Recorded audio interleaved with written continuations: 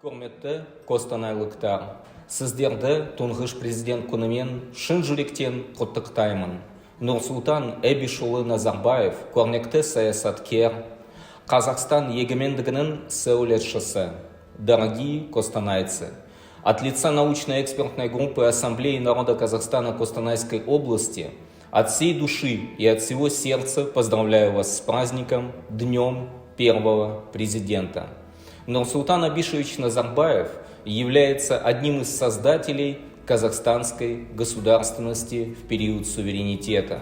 В годы тяжелых испытаний именно политическая воля Елбасы помогла преодолеть многие сложности и построить модель межэтнического согласия и межнационального единства, которая успешно реализуется благодаря созданной по инициативе первого президента Ассамблеи народа Казахстана. Тот Казахстан, который есть сейчас, и тот, который пойдет в будущее, следует своим собственным казахстанским путем, созданным когда-то Елбасы и продолжаемым действующим президентом Касым-Жомартом Кемелевичем Токаевым. Хочу пожелать всем костанайцам, всем гражданам Республики Казахстан крепкого здоровья, благополучия, а также всегда помнить о том, какой вклад в период независимости внес первый президент.